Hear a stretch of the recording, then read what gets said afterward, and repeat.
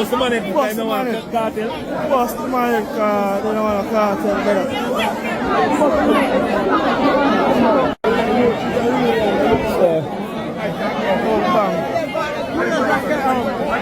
MC get buckle.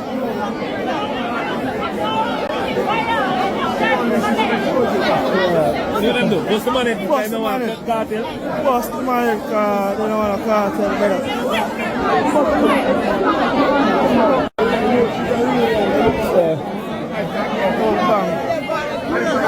Welcome to Crime Time News, JA News and Entertainment with a buzz.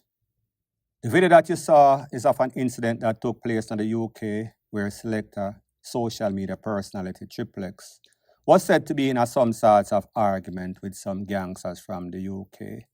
Some people say it is based on a song that he played by Vybz Kartel. He was asked not to play that specific song. Some people are saying it is because of some gang feud.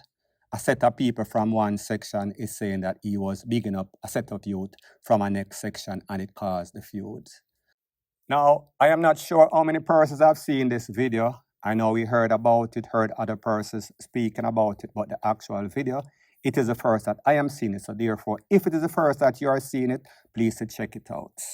Now, people, whatever the circumstances is or are, selectors should learn that, listen, whenever you go to specific eras, you cannot violate that era for a next era, especially when that era is in feud from the era that you're bigging up. It will cause a big problem and big contention. People get hurt and people even lose their life. Luckily for X, it was not the worst case. However, he should learn from his mistake, point blank and period. Excuse me, kind sir.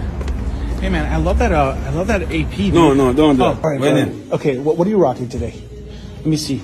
Oh, I need the best deal on anything you need. Yeah. Okay, all right. Hold on, but what do you do for a living? Music, you don't know, Gully God. Music? Movado. How do we find your music? Just go on Apple Music, And type in Gully God, follow my Instagram. Okay, I'm gonna Movado. check it out. You What's know your what I mean? What's your Salute. best advice Boom. for people starting out? Just be persistent in whatever you're doing. I love it. I love it. Thank you so much, man. Salute. God bless. We'll be in touch. Yeah. I'm gonna hook you up. All right. You're the man. Yeah, man. Oh, I love this place. Amiri.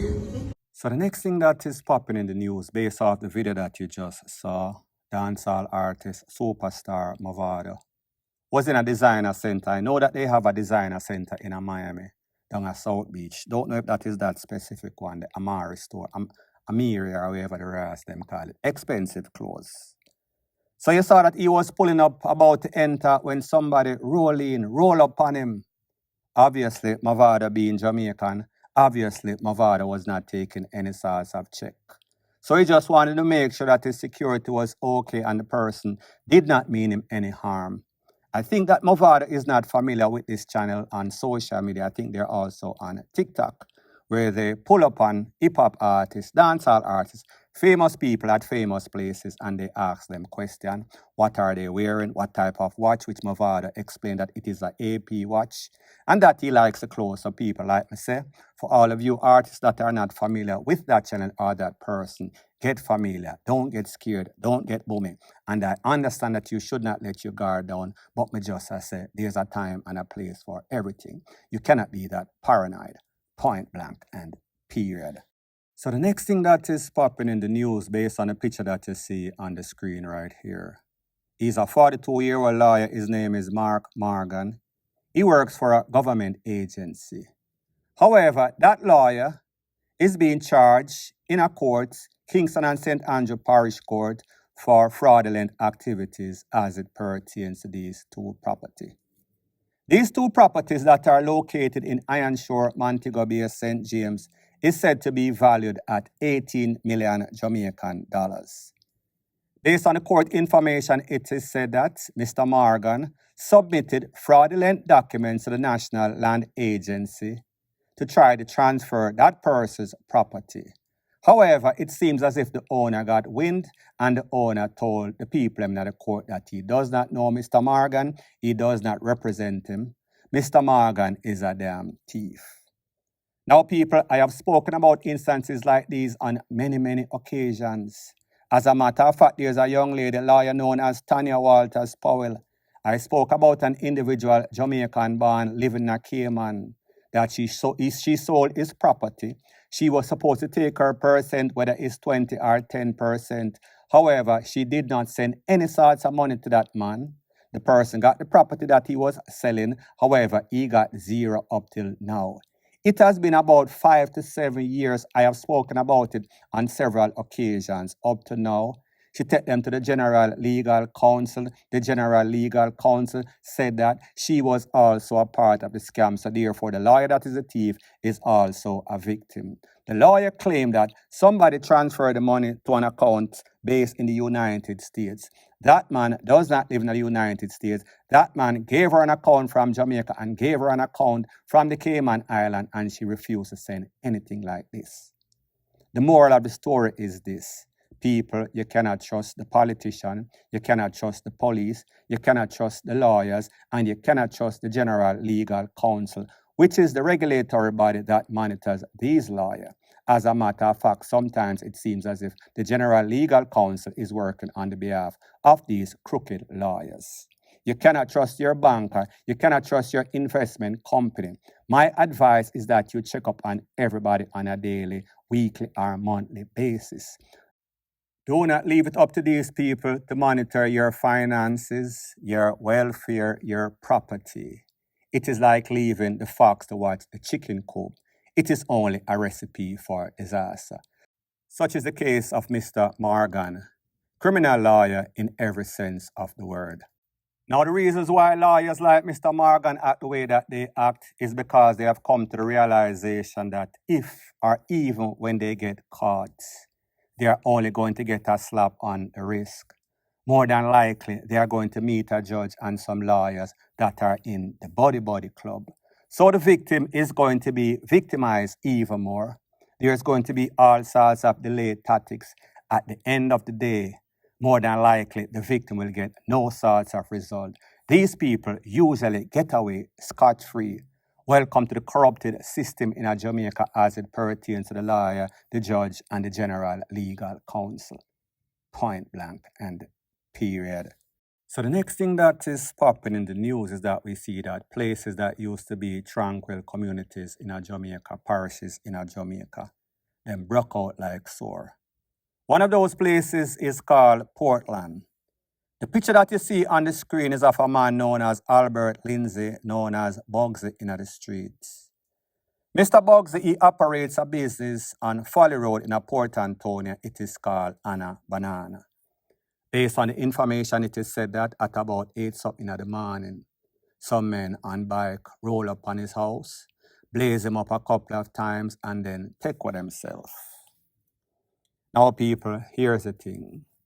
Whenever people lose their life in Jamaica, it could be random act of violence. A lot of times people lose their life is because they live a double life. That means that they mix up. And whenever you mix up and business go way left, sometimes, most of the times, criminal elements have a tendency to want to take you out.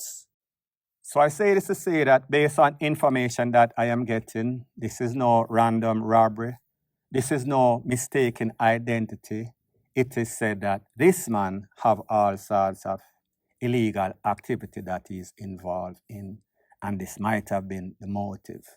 As to what specifically is the motive, what caused it, fingers are pointing in all different directions. So is this a case of double crossing, or is this a case of bad mind? People, when you mix up the fact that you are mixing legitimate business with illegitimate business, any sorts of card can play.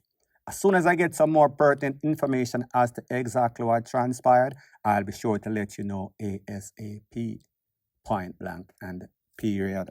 So the next thing that is popping in the news is that we see that the guns for drug smugglers, they are on a rampage. And in the latest episode, Thief or Smugglers versus Popo, it seems as if the Popo got a double. And this is based on an incident that took place in the Bellis Gate area of St. Catherine, where it is said that the police confiscated a couple of duffel bags filled with Bob Marley and held on to a couple of purses. I want you to take a look at exactly what the SSP for the area has to say, and then I'll give my piece. So during this operation, the police managed to seize over 250 pounds of ganja. Of this amount, approximately 150 pounds were already compressed and prepared for illegal export. We are of the view that this ganja was being prepared to be transported to other islands and to be exchanged for illegal firearms and ammunition. We in the St. Catherine North Division will continue to pursue gunmen, gangsters. We will also aim to take the profit out of crime. And wherever our intelligence take us, that's where we will go. We want to reassure the law-abiding citizens that we are here for them, we are here to protect them. So people, you hear what the SSP is saying? They confiscated hundreds of pounds of weed, and this weed was destined for Haiti. Now, people, here's the thing. A lot of persons don't have a problem with the smuggling. If you have a little poor farmer or a Rasta man that is hustling some weed for sending kids go to school, pays bills, rete, lele, nobody has a problem with it. It is illegal, it is controversial. However, if that was a problem, that was the biggest problem, then most persons would be okay. However, here's the thing. When they carry the weed and them get the money, sometimes them bring back gun. So therefore, they are trying to hustle the weed, come back, hustle the gun. Those guns are not going to get into law-abiding, tax-paying citizens' hands. They are going to get in the hands of criminals. And even persons that are not notorious criminals, it might influence them. Now that they have a tool, they are going to try and rob somebody, take away somebody, and then it is going to be a domino effect of criminality. Some just say, don't start no ish, won't be no ish.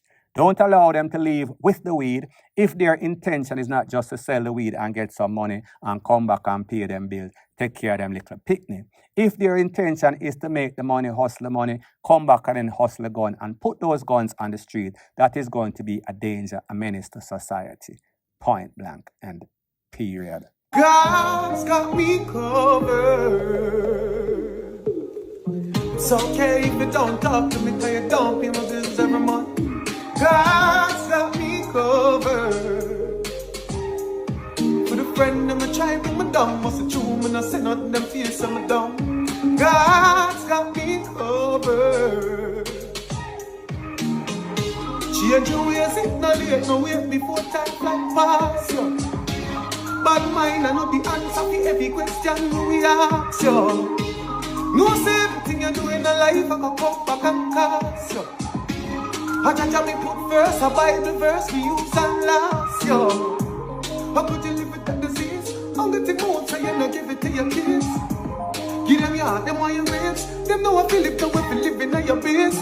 You know see them a Judas. Double up your name in a rumors. Hide them jealousy, but are humans. Never give